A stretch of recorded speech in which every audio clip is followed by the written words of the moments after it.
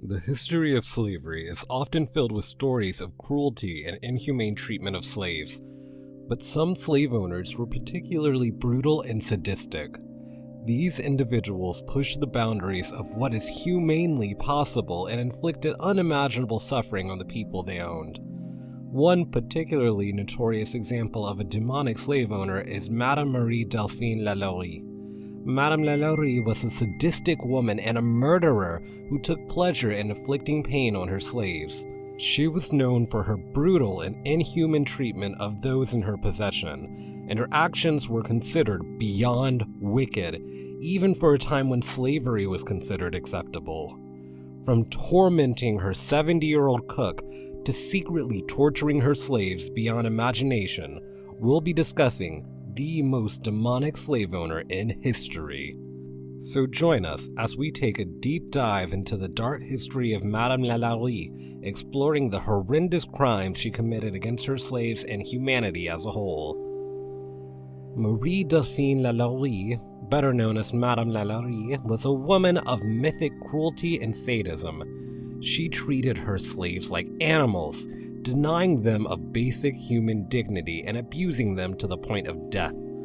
Her treatment of her slaves was so horrific that it defies description, and she is remembered as one of the most horrifically cruel individuals in history. The abuse she inflicted on her slaves was almost unimaginable, and her name becomes synonymous with pure evil. Madame LaLaurie was born into a life of privilege on March 19, 1787, in New Orleans, Louisiana, while the city was under Spanish rule. Her parents were Louis Barthélemy de McCarthy and Marie-Jeanne Lerboul. Her family's substantial wealth translated to a high standard of living, with significant number of slaves under their control. This implies that from a young age, LaLaurie would have been immersed in an environment with slaves, and her perception of them would have been influenced by the treatment they received from both her family and the broader society. Unfortunately, this early exposure to slavery and its brutality would have a profound impact on her behavior as an adult. Nevertheless, Madame LaLaurie was known as a charming and respected member of New Orleans society.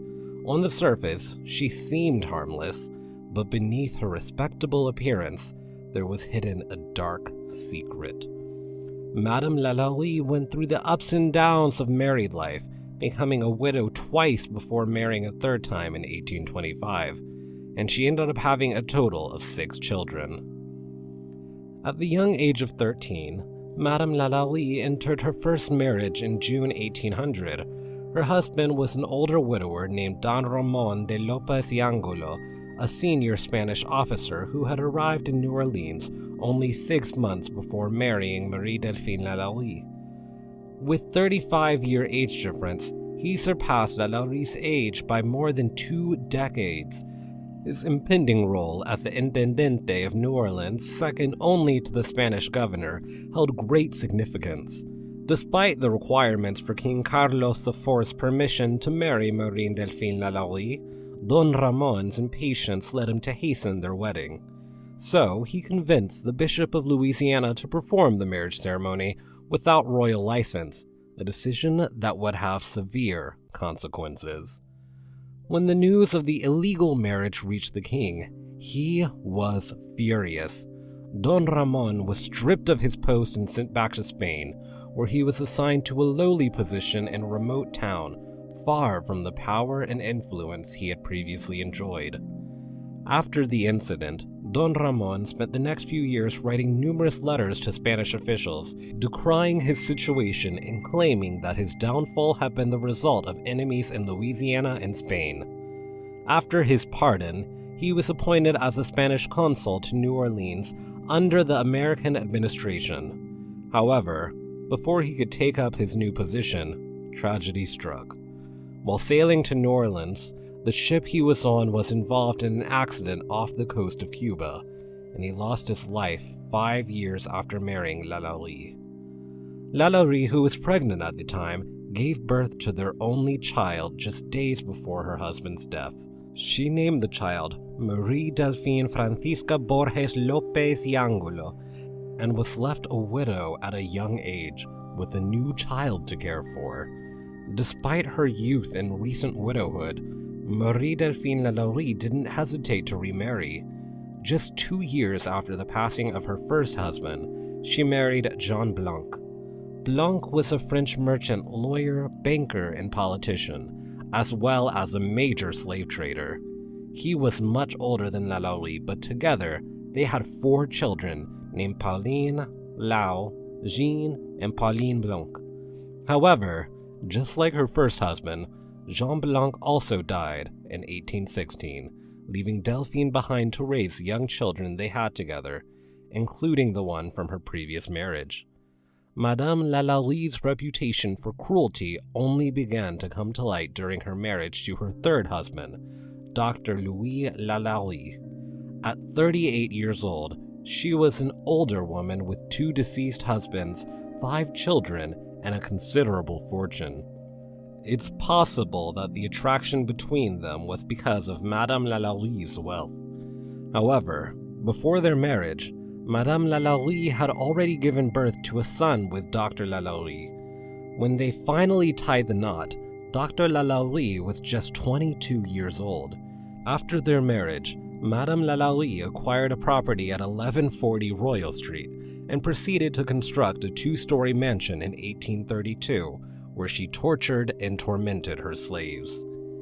Even though slaves were often considered inferior and treated as property at the time, there were still laws in place that prohibited the most brutal forms of mistreatment of slaves. In public, Madame LaLaurie portrayed an image of compassion, treating black people with courtesy and showing concern for her slaves' well-being. However, stories of Madame LaLaurie's cruelty towards her slaves began to spread throughout the city. Despite her reputation for violent and inhumane actions, it was also widely known that she had freed 2 slaves in 1819 and 1832. This led some people to question whether she was truly as cruel as her reputation suggested. One fateful day in 1834, a fire broke out at Madame LaLaurie's mansion, exposing the chilling horrors concealed within its walls. As the fires raged, neighbors came to help put it out, but they found Madame LaLaurie trying to save only herself and her jewelry from the fire. When questioned about her slaves, she coldly instructed them to focus on their own affairs. Despite her response, the neighbors remained undeterred and stormed into the mansion determined to rescue the slaves. However, the shocking and horrifying discovery they made within those walls left them stunned. They discovered a house of horrors where slaves were beaten, tortured, and maimed, with some even found chained up and starved. One of these slaves was Madame LaLaurie's 70-year-old cook, who was found in the kitchen where the fire had started. The cook claimed that Madame LaLaurie had bound her to the stove and threatened to take her to the mysterious upper room from which no one ever returned. Driven to escape her harsh destiny, the cook resorted to igniting a fire, seeking to bring an end to her own life and evade the nightmarish fate that awaited her. With the horrors of the upper room now exposed, the gruesome and shocking nature of Madame LaLaurie's crimes was revealed. On the top floor, the bodies of slaves were found, some horribly disfigured, and others barely recognizable. The discovery of the living slaves was just as disturbing as that of the dead ones. These slaves were so emaciated that they could barely move, and it was clear that they had not been fed properly for years. Some slaves found in the upper room had been pinned to tables with their limbs and bones broken so they could be cramped into a small cage. Another woman had been wrapped in her own intestines, and another had her mouth sewn shut with feces stuffed inside. It was a scene of unimaginable pain and suffering, and it was clear that Madame LaLaurie had no regard for the humanity of her slaves. She treated them worse than livestock, subjecting them to a level of cruelty that was almost unimaginable. But perhaps the most horrifying discovery was the slaves who had metal bars with spikes wrapped around their necks.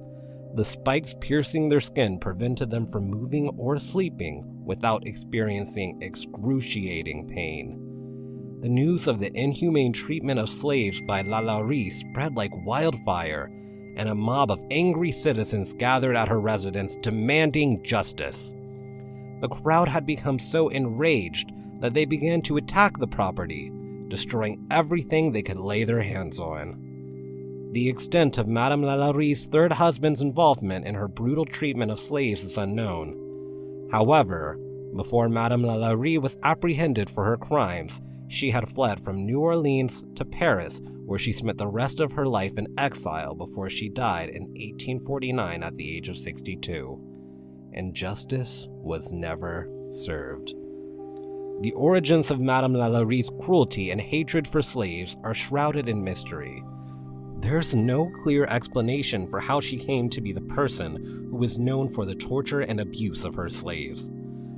Perhaps one factor was her uncle's murder by his slaves during a 1771 uprising.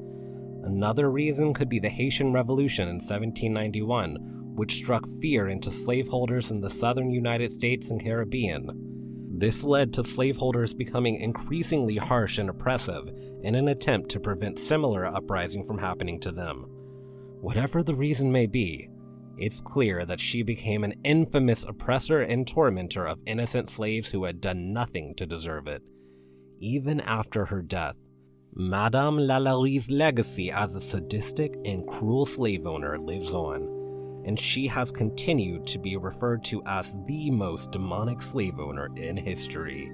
Madame LaLaurie's wicked deeds continued to linger within the pages of history, serving as a haunting reminder that the harm committed by people lives after them. This serves as a resounding call for us all to treat people with empathy, dignity, and respect, irrespective of our social standing or the trials we might have been through in the past.